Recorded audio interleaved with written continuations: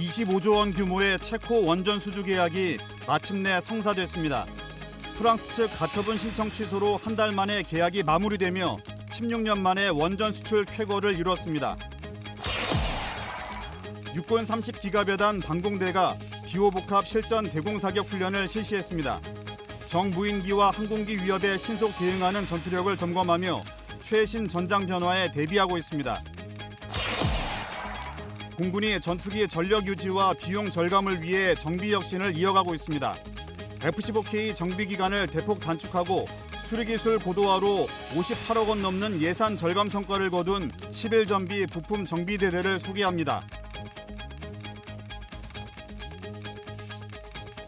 시청자 여러분 그리고 국군장병 여러분 안녕하십니까? 6월 5일 KFN 뉴스 시작합니다.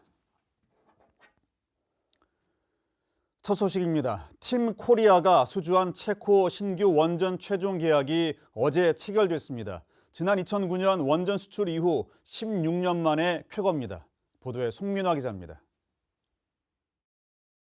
정부와 외신 등에 따르면 한국수력원자력과 체코전력공사 산하 두코바니2 원자력 발전소가 4일 두코바니 원전 신규 건설 최종 계약에 서명했습니다. 체코 신규 원전 사업은 두코바니 지역 원전 단지에 1기가와트급 신규 원전 2기를 건설하는 프로젝트입니다. 2036년 첫 가동을 목표로 한수원은 지난해 7월 미국 웨스팅하우스, 프랑스 EDF와 수주 경쟁을 벌인 끝에 우선 협상 대상자로 선정됐습니다. 이후 이번 계약에 발목을 잡았던 체코 법원의 계약 금지 가처분 결정이 무효가 되자마자 양측이 서명을 진행하면서 계약 효력이 발생한 것으로 알려졌습니다. 한국 기업의 원전 수출은 지난 2009년 아랍에미리트 바라카 원전 이후 16년 만으로 전체 계약 규모는 25조 원에 달하는 것으로 전해졌습니다. 한수원은 주 계약자로서 팀코리아인 한전기술과 두산에너빌리티, 대우건설 등 관련 기업과 함께 원전 건설 영무 전체를 공급할 예정입니다. 체코 신규 원전 발주사인 두코바니2 원자력 발전소는 앞으로 한수원과 협력해 발전소 설계와 인허가 및 각종 건설 준비 절차를 거쳐 오는 2029년 두코바니 5호기 착공을 목표로 건설 업무를 진행할 계획입니다. KFN 뉴스 송민아입니다. 육군 30기갑여단 방공대가 실전과 같은 대공실사격 훈련을 실시했습니다. 정무인기와 항공기 위협에 신속히 대응하기 위한 절차를 숙달하고 전투력을 점검했습니다. 신소진 기자입니다.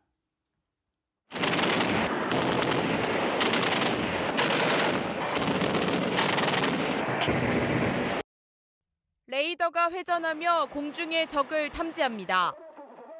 곧이어 비호복합 대공화기에서 빨간빛 탄환이 하늘로 발사되고 가상 비행 표적을 정확히 타격합니다. 육군 30기갑여단 방공대가 적 항공기와 무인기 위협에 대응하는 실전 능력을 강화하기 위한 대공사격을 실시했습니다. 훈련에는 비호복합 대공화기 3문과 30여 명의 장병이 투입돼 2,200여 발의 실탄을 발사했습니다. 실제 드론과 견인 표적지를 활용해 적기 출현을 가정한 실전 같은 상황에서 사격 능력과 대응 태세를 최대한 끌어올렸습니다. 러우 전쟁에 대한 전원 분석을 바탕으로 적 무인기 위협에 효과적으로 대응할 수 있도록 사격 절차를 집중적으로 숙달하였고 그 성과를 검증하였습니다. 앞으로도 적 공중 위협에 조건 반사적으로 반응할 수 있도록 더 강하게 훈련하겠습니다. 육군 30기갑여단 방공대는 앞으로도 최신 전장 환경 변화에 발맞춰 대비 태세를 강화하며 국가방공의 핵심 역할을 이어가겠다고 밝혔습니다. KFN 뉴스 신소진입니다. 트럼프 미국 대통령과 푸틴 러시아 대통령이 1시간 넘는 전화통화를 하고 우크라이나 전쟁 상황을 논의했지만 평화를 이끌어내지는 못했습니다. 전쟁 장기화 속에 러시아의 누적 사상자 수는 100만 명에 육박한다는 분석도 나오고 있습니다. 이태검 기자입니다. 푸틴 러시아 대통령과 트럼프 미국 대통령이 현지 시간 4일 1시간 15분간 전화통화를 가졌습니다. 푸틴 대통령은 우크라이나의 러시아 본토 공군기지 기습과 열차 교량 폭파 사건을 테러로 규정하며 보복 의지를 밝혔습니다. 크렘린궁은 트럼프 대통령이 해당 공격 사실을 몰랐다고 강조했고 대화를 긍정적이라 평가했습니다. 하지만 트럼프 대통령은 자신의 SNS를 통해 좋은 대화였지만 즉각적인 평화로 이어질 대화는 아니었다고 밝혔습니다. 이런 가운데 젤렌스키 우크라이나 대통령은 트럼프와 푸틴, 에르도안 튀르키예 대통령과의 사자회담을 제안하며 휴전을 촉구했습니다. 한편 우크라이나와 서방 정보기관 등의 집계를 분석한 결과 2022년 2월 우크라이나 전쟁 발발 이후 러시아군의 누적 사상자 수가 100만 명에 육박한다고 영국 이코노미스트가 보도했습니다. 그러면서 러시아군이 매달 3만 명 이상을 추가 징집해야 전선을 유지할 수 있다고 분석했습니다. KFN 뉴스 이태검입니다. 육군일 산악여단이 국립속초 등산학교와 연계해 산악구조대 현장 실습 교육을 했습니다. 이번 교육은 119 특수구조대와 설악산 국립공원 특수산악구조대 소속 로프구조 전문 교관들이 진행했습니다. 교육은 전문적인 로프구조 기술을 비롯해 도르래와 스트랩을 활용한 비탈 경사 수직 구조 실습 등으로 구성됐습니다. 국립속초 등산학교는 등산사고 예방과 대응체계 구축을 위해 2018년 설립된 기관으로 여단은 지난달 16일 산악구조 훈련과 교육 협력을 위해 학교와 업무 협약을 체결했습니다.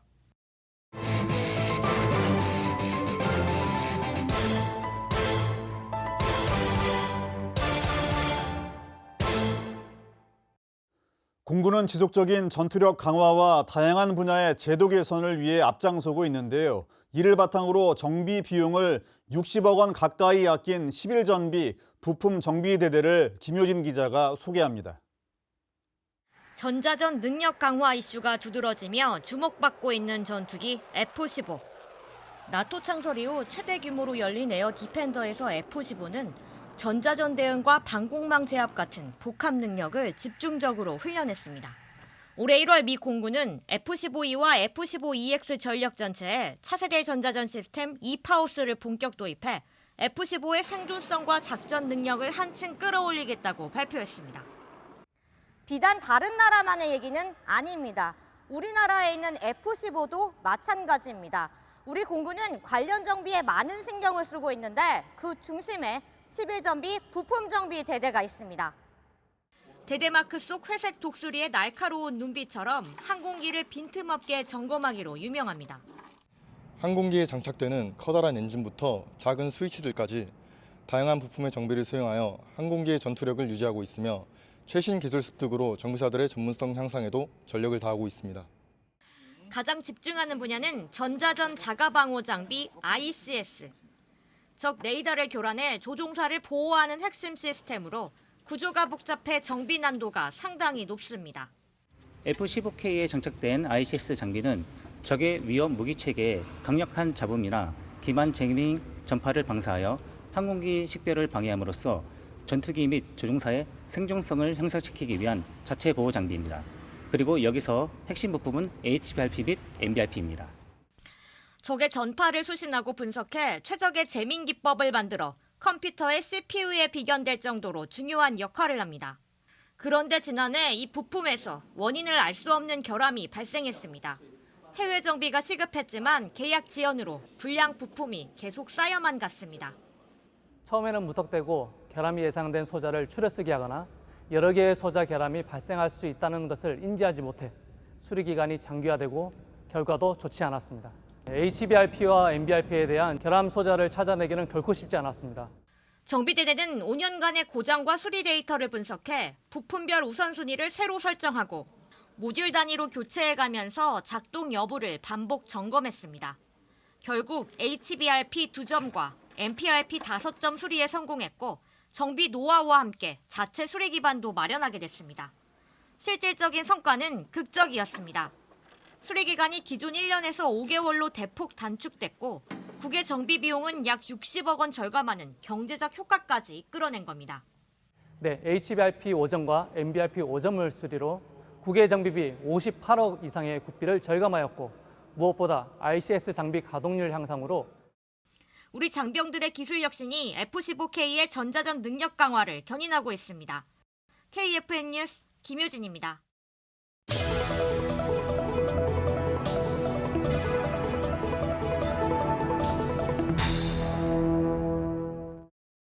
적의 관측과 탐지로부터 아군을 보호하는 위장 체계는 첨단 관측 장비까지 피할 수 있도록 진화하고 있습니다. 위장망 속에 숨어있는 다양한 기술과 간이 스텔스 역할까지 더한 최신 개발 이야기를 방산 톡톡에서 전해드립니다.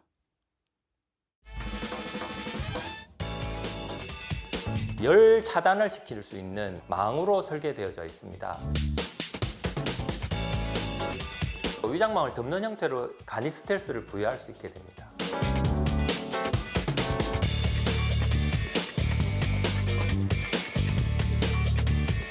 위장망은 일단 쉽게 말하면 자연에서 찾아볼 수 있는 카멜레온이나 아니면 넙치류나 이런 생물들이 천적으로부터 보호하기 위해 가지고 위장하는, 그러니까 은폐하는 기능을 하고 있습니다. 그래서 그런 부분들이 주변 환경과 어우러짐으로써 적의 탐지나 식별 그리고 그 공격의 생존성을 보장하기 위해서 위장망이 개발되었다고 보시면 되고요. 예전에는 낙엽이나 나뭇가지 그리고 천조각 등으로 일반적인 자연 환경과 어우러지게끔 은폐를 시키면서 장비나 병력들을 위장을 시켰었습니다.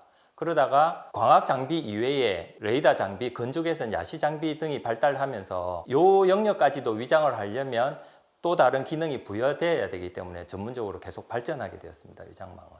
크게 위장의 원리라는 개념으로 보면 위장망은 텐트 개념으로 해서 위장체가 텐트 안에 들어가 있음으로써 위장을 시키는 부분이고, 그 외에 이동식으로 개발되고 있는 부착형 위장체는 전차나 또는 사람이나 옷처럼 입혀서 기동을 하면서 위장을 시킬 수 있는 개념으로 개발된 두 가지 형태로 보시면 됩니다. 위장망은 다영역 차장 위장망이라는 표현을 쓰는데, 다영역에서의 위장, 다영역 전자기 스펙트럼에서 보면 광학과 건조개선, 열조개선, 그 다음에 레이더에서도 밀리미터파 레이더와 센티미터파 레이더가 있습니다. 저희 독자 기술로 개발되어진 무전의 도금 원사가 혼합되어져 있는 그 위장 직물로 만들어져 있고요. 위장망 자체가 광학, 즉 가시 영역에서 눈으로 볼 수 있는 위장은 녹색과 나무색 그리고 그림자색을 이용해서 ipse 형태의 파형을 가지는 그 위장포를 만들어서 자연과의 조화를 이룰 수 있게끔 그렇게 개발되어져 있고요. 그 다음에 건조개선 영역, 야시 장비가 관측할 수 있는 부분에서의 위장을 부여하기 위해서는 나무색에서 가지고 있는 적외선 반사율이라는 것이 있습니다. 그 적외선 반사율을 자연과 유사한 그 패턴을 가질 수 있도록 도료를 개발하여서 위장포에 도포를 함으로써 근적외선 영역, 즉 야시 장비에서도 위장을 부여를 했고요. 그 다음에 열적외선 영역은 중적외선 영역과 원적외선 영역 두 가지가 나누어져 있는데, 그 두 장비에서도 위장이 될 수 있도록 망으로 설계되어져 있습니다. 그게 지지망으로 구성되어져 있고, 그리고 레이더 특성 같은 경우는 금속사 혼합되어져 있는 그 위장 식물로 지지망으로 해서 그 레이더를 산란시킴으로써 외부에서 탐지를 하기 위해서 온 레이더를 되돌아가지 못하도록, 그렇게 해서 적에게 발견되지 않도록 하는 역할을 할 수 있도록 지지망으로 구성되어져 있습니다. 이 기동 차량들이 움직이면서도 위장이 가능할 수 있는 그 기동 위장망으로 해서 지금 현재 개발되어지고 있습니다. 기동 위장망은 부착형으로 개발되어지기 때문에 부착되어져 있는 그 탱크나 전차 차량에 레이더가 바로 때려지기 때문에 그 흡수를 시킬 수 있는 흡수체가 개발되어져야 됩니다. 위장망을 부착을 시킴으로써 간단한 형태로 위장망을 덮는 형태로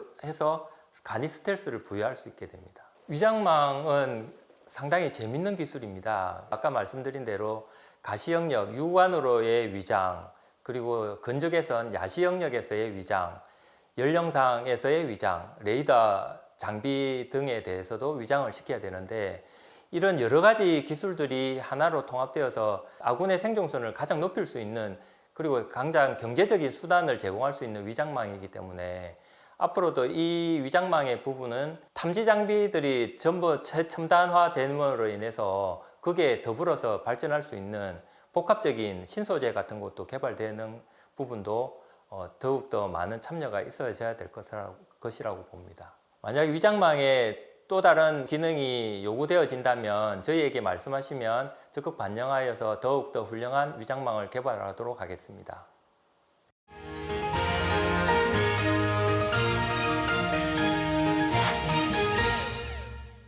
순수 국내 기술로 개발된 장거리 지대공 유도무기 LSAM 개발 완료 소식에 이어 얼마 전 LSAM-2 개발 소식도 들려왔는데요. 대한민국의 영공을 굳건히 수호할 LSAM에 대해 자세한 뉴스바바에서 소개해드리겠습니다.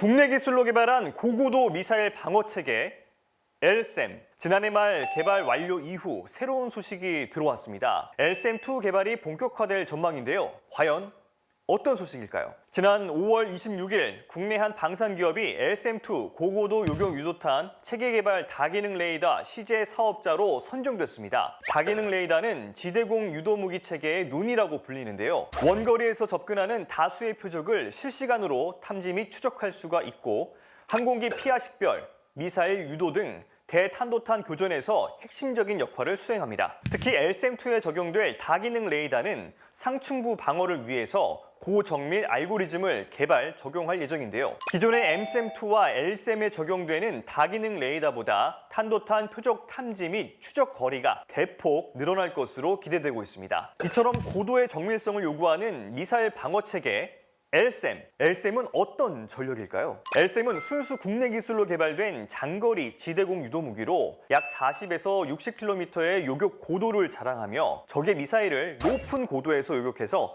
지상의 피해를 최소화하는 역할을 합니다. 전력화 시 우리 군 최초의 탄도미사일 종말 단계 상층 방어 체계를 담당할 계획입니다. 이러한 LSAM에는 우리나라의 영공을 수호하고 적의 위협을 방어하기 위해서 다양한 신기술이 적용돼 있는데요. 고속으로 낙하하는 표적에서 발생하는 열과 신호를 감지해서 추적하는 적외선 영상 탐색기, 발사되는 추력을 활용해 빠르고 정확하게 위치와 방향을 바꿀 수 있는 위치 자세 제어 장치, 고속 비행 중 목표한 시점에서 요격체와 추진체를 정확하게 분리하는 단 분리 장치, 추진제 에너지를 효율적으로 배분해서 미사일의 사거리 연장과 종말 속도를 향상시키는 이중 펄스형 추진 기관 등이 적용돼 있습니다. 다양한 신기술 중에서도 가장 놀라운 것은 직격 요격 방식으로 목표물을 타격하는 것인데요. 직격 요격, 즉 히트킬 방식이란 대기 밀도가 낮은 고고도에서 고속으로 비행하는 적의 미사일을 순간적인 위치 변환과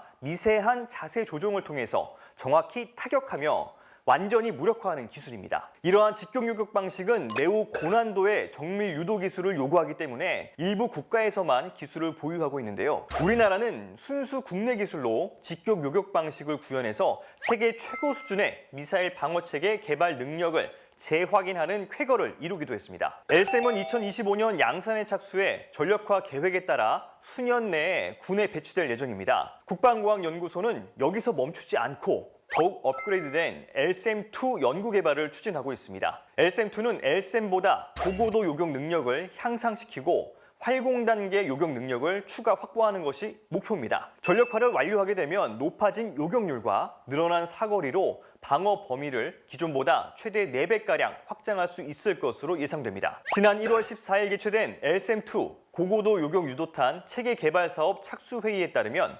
LSAM-2는 2028년까지 체계 개발을 완료할 계획입니다. LSAM 전력화와 LSAM-2 체계 개발로 더욱 촘촘해질 한국형 미사일 방어 체계. 우리 군은 앞으로도 굳건한 영공 방어 및 수호를 위해 체계 개발에 더욱 힘쓸 것입니다.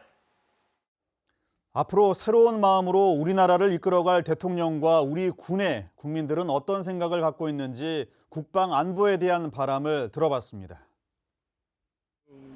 세계적으로 국방에 대해서 우리나라는 신경을 많이 쓰고 있는데 우리나라는 특히 분단 국가이기 때문에 더욱더 강건하고 더욱더 튼튼한 국방의 저력이 있어서 국민들의 생활을 하는데 편안하고 정말 안정할 수 있도록 그런 굳건한 나라가 되어주었으면 감사하겠습니다.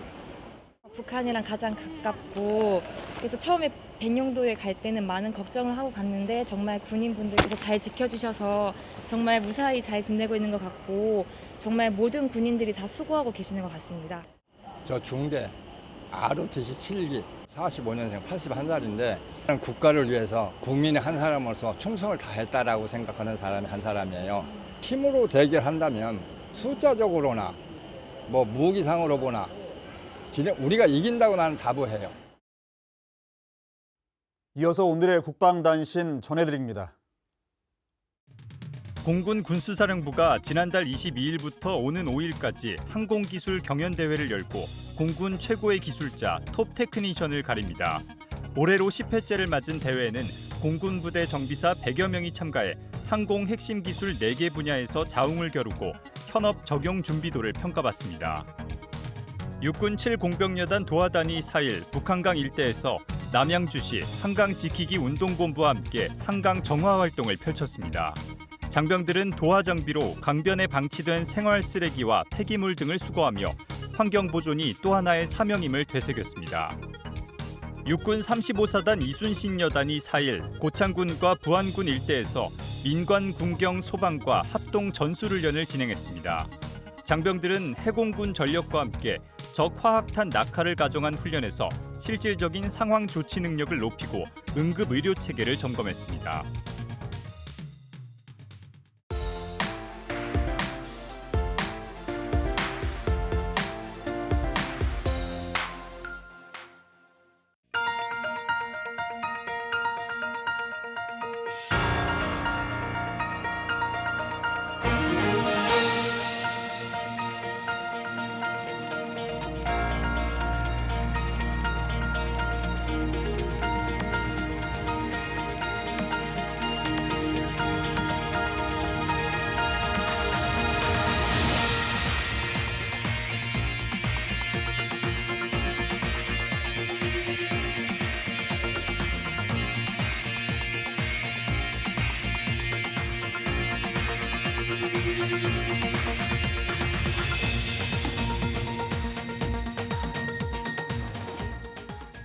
열심히 일하는 성현욱 상병도 여기까지 와서 왜 이러고 있냐? 야, 현우가! 예! 상병 현욱! 휴가 복귀 중인 오진철 일병도 집에 언제 가냐? 진짜 복귀하기 싫다. 입대를 앞둔 준영이도 이제 군 입대까지 한 달밖에 안 남았네. 모두 임모와 하는 말. 근데 진짜 이해가 안 되는 게 도대체 왜? 군대를 왜 가는 거야?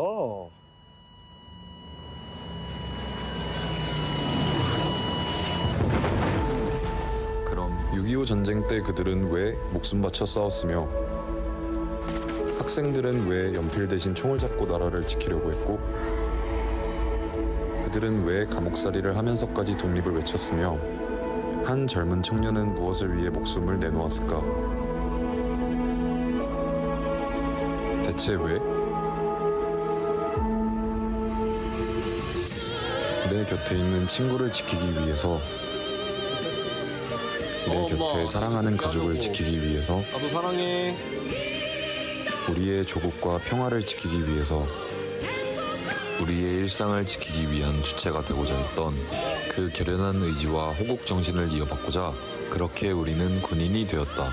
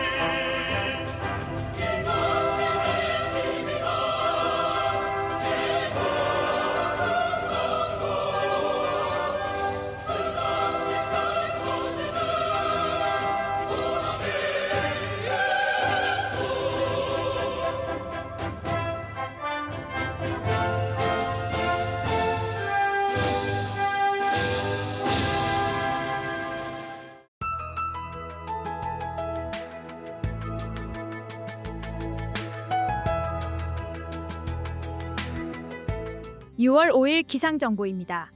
서울은 어제 예년 기온을 다소 밑돌았는데요. 오늘은 낮 기온이 27도로 어제보다 2도가량 더 높겠습니다. 오늘 예보입니다. 오늘은 쾌청한 하늘 아래 볕이 강하게 내리쬐면서 한낮에 전국의 자외선 지수가 매우 높은 단계까지 치솟겠습니다. 내일 예보입니다. 내일도 대체로 맑은 가운데 해안산지로는 강한 강풍이 불겠습니다. 내일 아침 최저기온은 서울 18도, 대구 14도가 예상되며 한낮 최고기온 서울 28도, 대구 32도가 예상됩니다. 작전 기상입니다. 오늘은 기상이 작전에 미치는 영향은 없겠습니다. 주간 기상 전망입니다. 현충일 연휴 내내 대체로 맑은 날씨가 이어지겠지만 토요일은 늦은 밤부터 휴일 오후까지 제주도에 5mm 안팎의 약한 비가 내리겠고요. 휴일 오후 한때 영서에도 소나기가 지날 전망입니다. 이상 공군 기상단 제공 기상정보였습니다. 이것으로 KFN 뉴스를 마칩니다. 시청해주신 여러분 고맙습니다.